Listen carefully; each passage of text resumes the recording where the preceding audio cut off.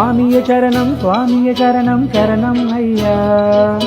பம்பாவாசா பந்தல ராஜா சரணம் ஐயா. வில்லாளி வீரனே வீரமணி கண்டனே பந்தலத்து ராஜனே சரணம் ஐயப்பா. சுவாமியே சரணமையா ஐயப்பா ஜோதி ஸ்வரூபனையா.